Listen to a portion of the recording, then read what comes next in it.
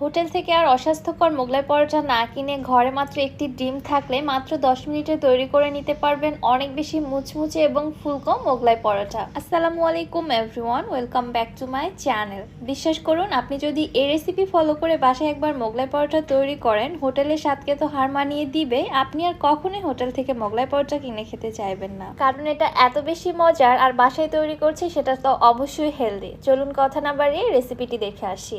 বিসমিল্লাহ। ফার্স্টে একটি মিক্সিং বলে নিচ্ছি 1 কাপ ময়দা, হাফ চামচ লবণ এবং 1 চা চামচ চিনি।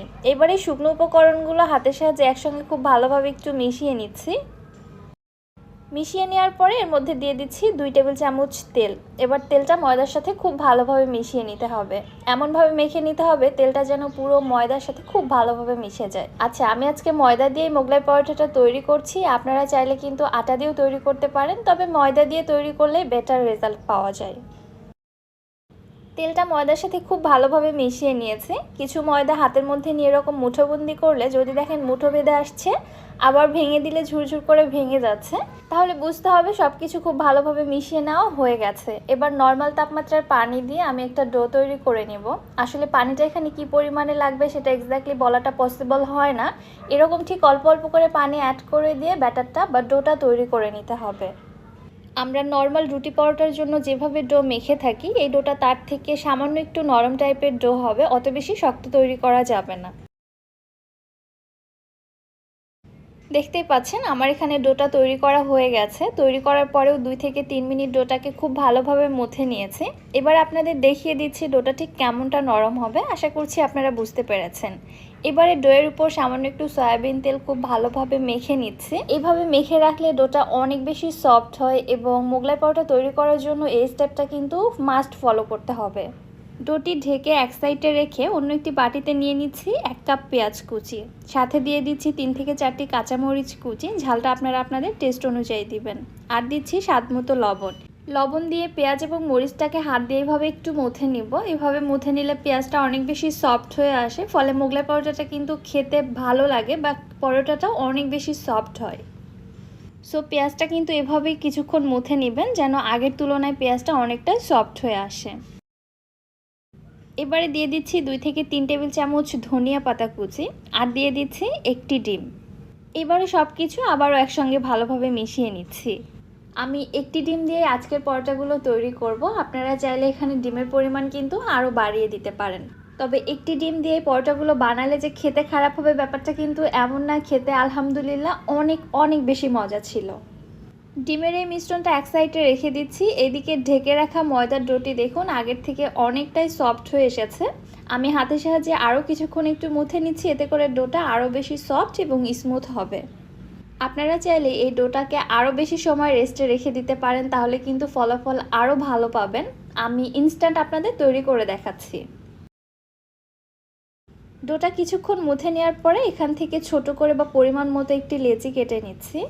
লেচিটা খুব বেশি বড়ও হবে না, আবার খুব বেশি ছোটও হবে না। নর্মাল রুটি পরোটার জন্য যেভাবে লেচি কেটে নিই ওই পরিমাণেই নিতে হবে। এবারে সামান্য একটু ময়দা দিয়ে এই লেচিটা থেকে আমি একটি রুটি বেলে নিব। মোগলাই পরোটার জন্য রুটিটা কিন্তু অবশ্যই বড় করে বেলে নিতে হবে এবং চেষ্টা করতে হবে যতটা সম্ভব পাতলা করা যায়। রুটিটা যত পাতলা করবেন আপনার মোগলাই পরোটা কিন্তু তত বেশি ক্রিস্পি হবে। রুটিটা কিন্তু বেশ বড় করে বেলে নিয়েছি। এবার আপনাদের থিকনেসটা দেখিয়ে দিচ্ছি, দেখুন ঠিক এরকমটা হয়েছে।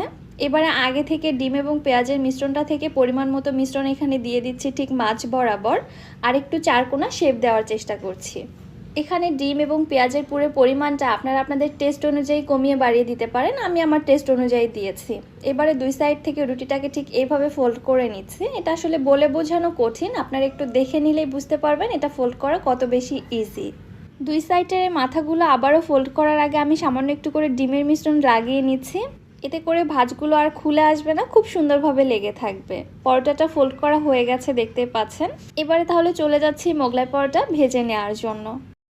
আজকের মোগলাই পরোটা ভেজে নেওয়ার জন্য আমি কোনো প্রকার চুলার ব্যবহার করব না, কারণ আমার কাছে আছে টিকিউআইউ ব্র্যান্ডের মাল্টি কুকার। এই মাল্টি কুকারে যে কোনো রান্না যে এত সহজে তৈরি করা যায় আর নিজের কাছে এত কমফোর্টেবল ফিল হয় যেটা প্রশংসা করে শেষ করা যাবে না। তাই তো এটা আমার নিত্য প্রয়োজনীয় একটা জিনিস। চাইলে আপনারাও পারচেস করে নিতে পারেন, ক্যাপশনে পেজটা মেনশন করে দিয়েছি।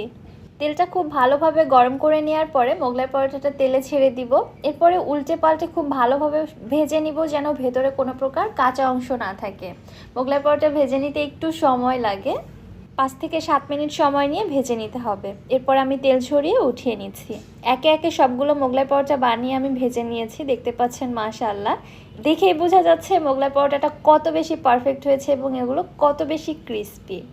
এবার আমি পরোটাগুলো কেটে দেখাচ্ছি আপনাদের। মাশাআল্লাহ, দেখতে পাচ্ছেন এগুলো কত বেশি ক্রিস্পি হয়েছে। কেটে নেওয়ার সঙ্গে সঙ্গেই কিন্তু ভেঙে যাচ্ছে মুড়মুড় করে। সো এত বেশি পারফেক্ট মোগলাই পরোটা যদি ঘরেই তৈরি করে নেওয়া যায়, তাহলে বাইরের অস্বাস্থ্যকর মোগলাই পরোটা খাওয়ার কি আর কোনো প্রয়োজন আছে বলেন তো? এত অল্প সময়ে এত সহজভাবে মোগলাই পরোটা তৈরি করে আপনারা চাইলে গেস্টের সামনেও সার্ভ করতে পারেন। রেসিপি বাসায় অবশ্যই ট্রাই করবেন এবং আমাকে কমেন্ট করে জানাতে ভুলবেন না আপনাদের কাছে কেমন লেগেছে। ভিডিও ভালো লাগলে যারা আমার ইউটিউব চ্যানেল থেকে ভিডিওটি দেখছেন, চ্যানেলটি সাবস্ক্রাইব করে দিবেন এবং যারা ফেসবুক পেজ থেকে দেখছেন, পেজটিতে একটি ফলো দিয়ে দিবেন। আজকের মতো তাহলে এখানেই বিদায় নিচ্ছি। সবাই ভালো থাকবেন, সুস্থ থাকবেন। আল্লাহ হাফেজ।